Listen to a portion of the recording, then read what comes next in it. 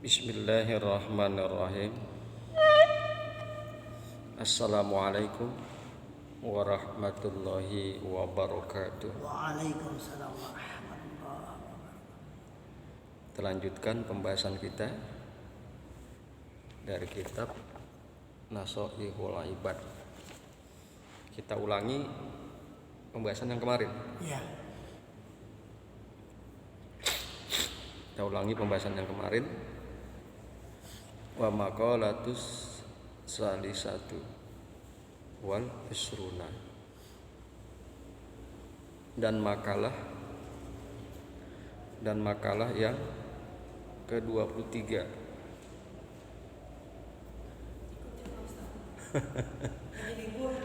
Libur. Oh gitu. Alhamdulillah bisa taklimnya. Ya kongnya.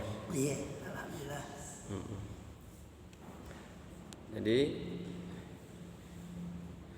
wal maqalatus salisatu, dan makalah yang ke-23. Wal maqalatus salisatu wal isruna. Qila harakatut ta'ati dalilul ma'rifati, kama anna harakatal jismi dalilul hayati. Wal makna anna ityanal abdi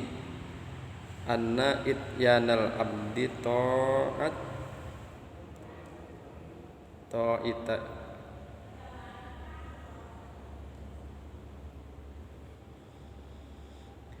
wal makna anna ityanal abdi at-ta'atillahi ta'ala alamatu ala ma'rifatihillah.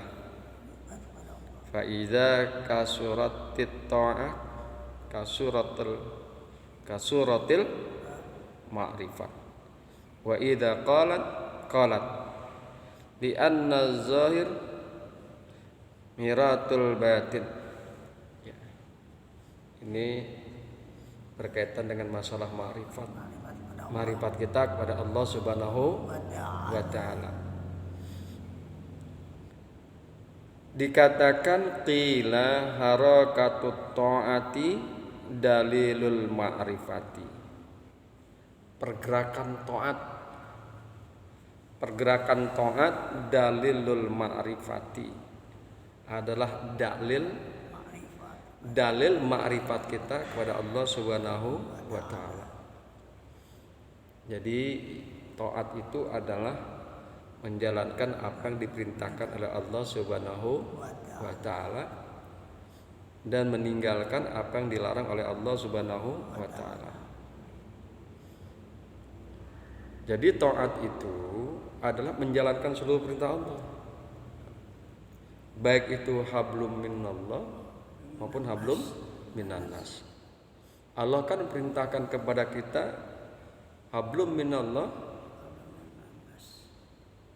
berhubungan kepada Allah berupa apa? Seperti berupa sholat dan lain sebagainya, zikir. Ada lagi hablum minannas, yaitu perintah Allah untuk bermuamalah, untuk berhubungan sosial antar sesama, baik itu kepada tetangga, kerabat, orang tua dan lain. Taat itu adalah menjalankan seluruh perintah Allah, hablum minallah dan hablum minannas. Taat.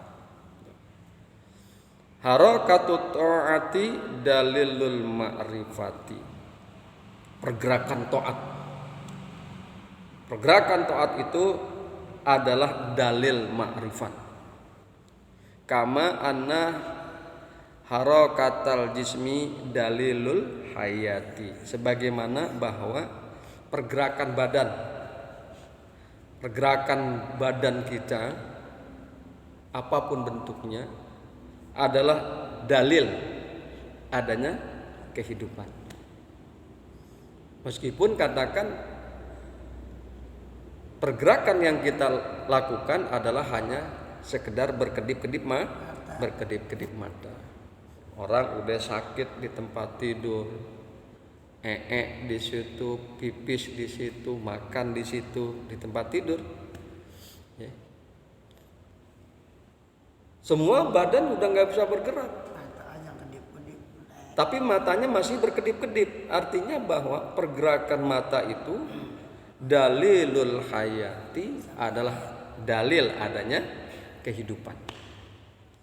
Makanya dikemukakan kama anna harakatal jismi dalilul hayati, bahwa pergerakan badan adalah dalil hayati, adalah dalil adanya kehidupan. Wal makna anna ityanal abdid ta'atallahi ta'ala, bahwa mendatangkan seorang hamba akan taat pada Allah Ta'ala alamatu ala ma'rifatihillah. Dia ini menjadi alamat. Seorang hamba melakukan perbuatan-perbuatan taat kepada Allah Subhanahu wa taala itu adalah menjadi alamat, menjadi tanda atas makrifatnya kepada Allah Subhanahu wa taala. Melakukan apa nih? Kita melakukan sholat, itu kan pergerakan taat. Artinya kita memiliki makrifat kepada Allah Subhanahu wa taala. Allah perintahkan kita sholat. Jadi sekali lagi, mendatangkan seorang hamba terhadap taat pada Allah Subhanahu wa taala adalah alamat, adalah tanda makrifatnya kepada Allah Subhanahu wa taala. Fa iza kasuratit ta'atu kasuratil ma'rifatu. Maka apabila banyak taatnya, banyak pergerakan-pergerakan taat yang dilakukan, sholat dilakukan, sedekah dilakukan, zakat dilakukan, berhubungan baik terhadap keluarga dilakukan, seluruh hablum minallah dilakukan dalam rangka taat pada Allah, seluruh hablum minan nas dilakukan atas dasar perintah Allah. Semakin banyak itu dilakukan kasuratil ma'rifatu, maka semakin banyak ma'rifatnya kepada Allah Subhanahu wa taala. Ya kan gitu. Dia nggak akan melakukan hal seperti itu kalau enggak dia bermakrifat kepada Allah. Kita tidak akan melakukan perbuatan taat pada Allah kalau kita tidak bermakrifat pada Allah. Fa iza kasuratit ta'atu kasuratil ma'rifatu. Maka apabila banyak taatnya pada Allah, maka banyak pula makrifatnya kepada Allah. Wa idza qalat, dan apabila sedikit taatnya kepada Allah, tidak banyak taat kepada Allah, qalatil makrifati, maka sedikit pula makrifatnya kepada Allah Subhanahu wa taala. Li'anna zahira miratul batin, karena bahwasanya badan atau zahir, miratul batin itu adalah cermin daripada batin kita. Cermin daripada batin kita. Pergerakan yang badan lakukan adalah merupakan cerminan batin kita, cerminan hati kita. Kita memang kan kadang suka melihat gerak-gerik orang itu menunjukkan dia rasa suka atau tidak kepada kita. Kan gitu ya kong. Ini orang kok kayaknya ngelihat gue beda ya kayak yang lain gitu. Pandangannya, kerlingan, terus gerakan badannya kok beda gitu. Ternyata di dalam hatinya itu ada ketidaksukaan sama kita. Kan begitu kong. Yang lain disalamin, habis sholat nih yang lain disalamin. Ya Pok, kan biasa tuh habis sholat salawat terus salam-salaman. Terus giliran kita nggak disalamin. Ada apa? Kok yang lain disalamin kita kagak? Ternyata selidik punya selidik, dia nggak suka sama kita. Ada rasa benci sama kita. Jadi makanya nggak salah dikemukakan li'anna zahira miratul batin, karena bahwasanya badan zahir itu merupakan cerminan daripada batin. Kalau batin mah nggak bisa dibohongin ya Pok. Hati ini adalah tempat yang paling jujur, yang nggak bisa dibohongin. Dan kadang-kadang karena keberadaan hati ini akhirnya tertuang di dalam pergerakan zahir kita. Itu contohnya. Jadi kalau suatu saat kita menemukan orang yang agak beda, udah aja kita pegang pada dalil ini. Yang lain enak, toh yang satu teman kita kagak enak.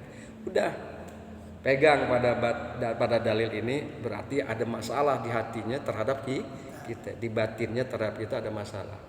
Ya.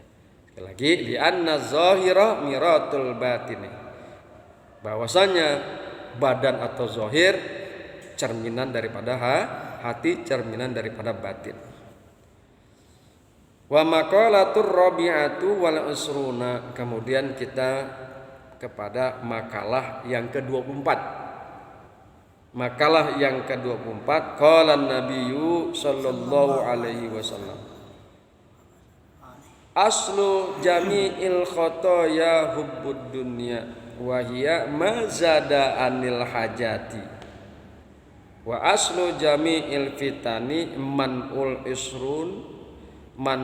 isruni waz zakati wa aslu jami'il fitani man'ul usri wa zakati.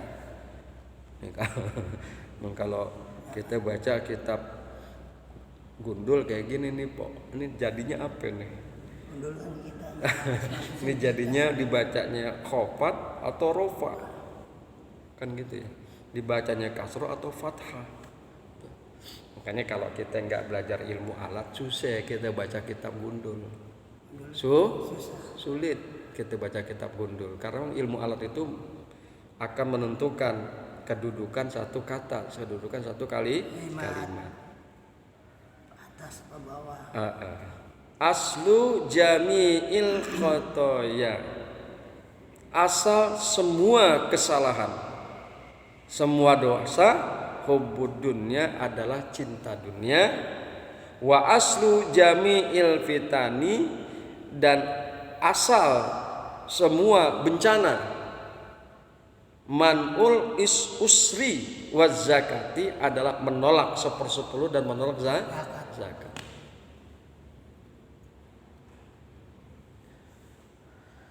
Jadi Kanjeng Nabi coba kita renungkan, semua kesalahan, semua dosa ya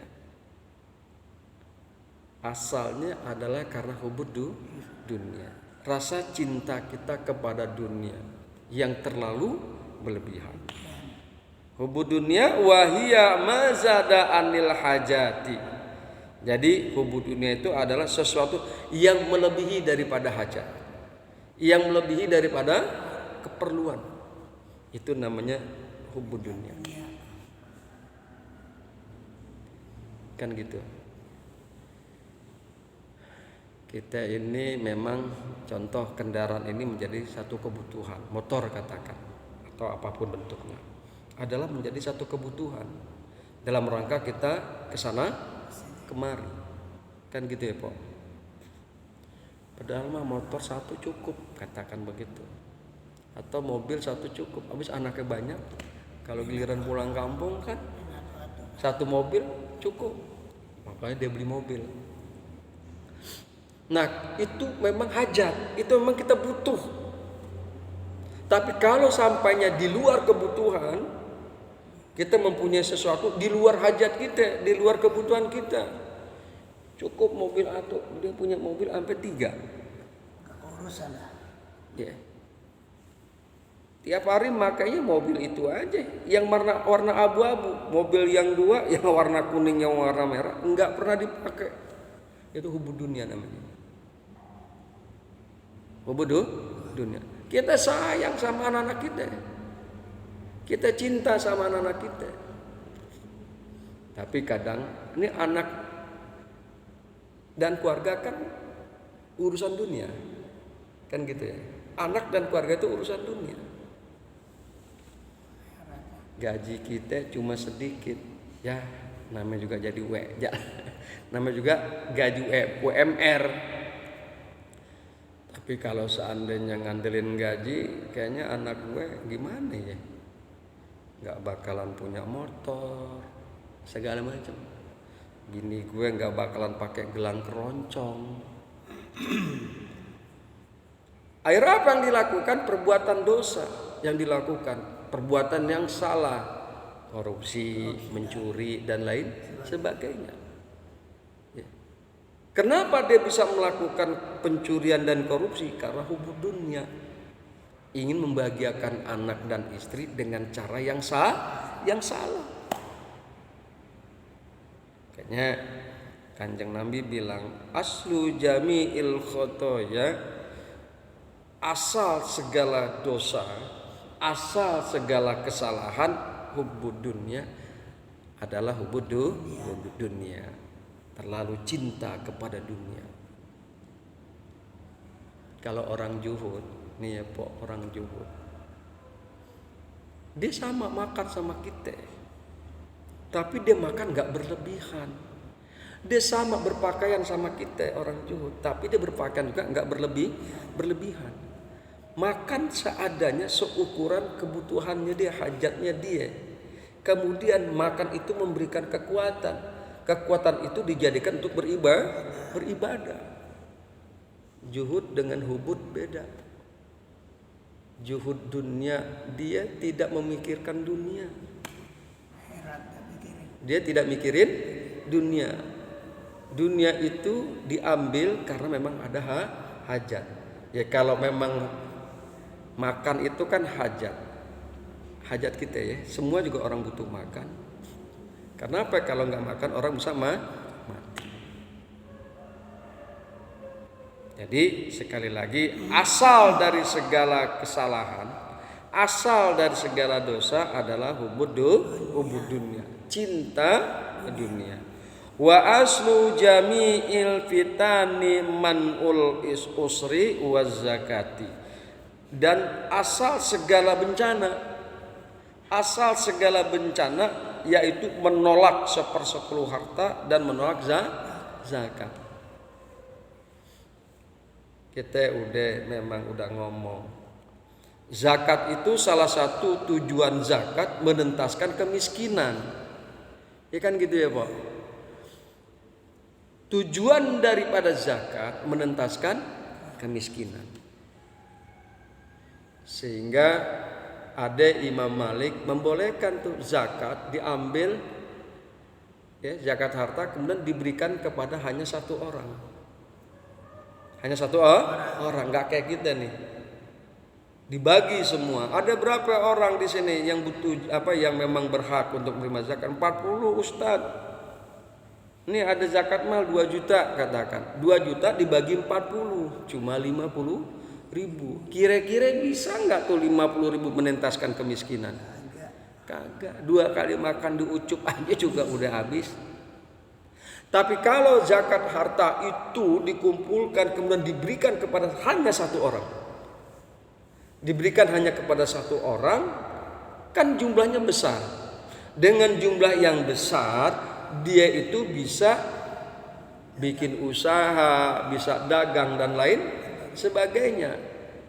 Tahun ini dia menjadi mustahik, orang yang menerima zakat, tapi dengan asbab dia bisa berusaha dari harta zakat, tahun besok dia jadi muzaki, orang yang memberikan zakat. Sekali lagi bahwa salah satu tujuan zakat adalah menentaskan kemiskinan. Kemiskinan bisa menimbulkan tindak kriminal, bisa menimbulkan tindak kejahatan. nggak punya, pengen makan.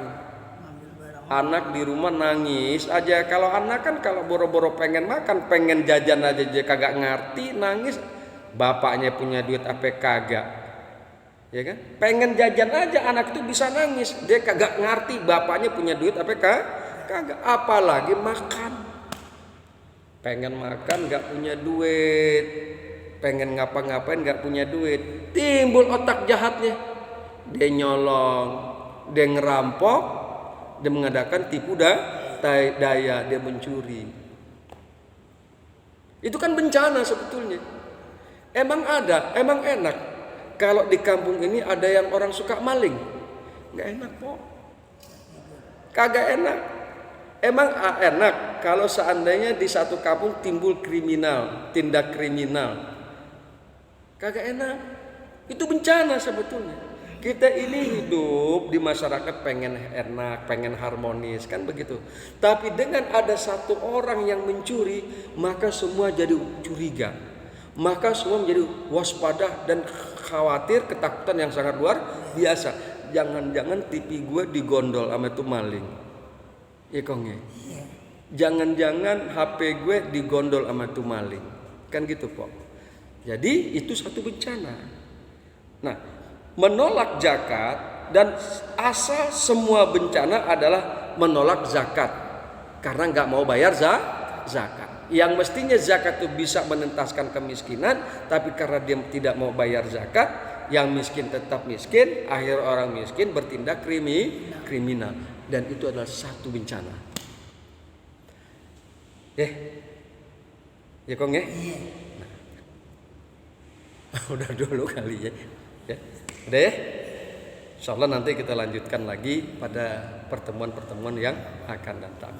Subhanakallahumma wa bihamdika asyhadu an la ilaha illa anta astaghfiruka wa atubu ilaik. Assalamualaikum warahmatullahi wabarakatuh. Waalaikumsalam warahmatullahi wabarakatuh. Gitu Kang.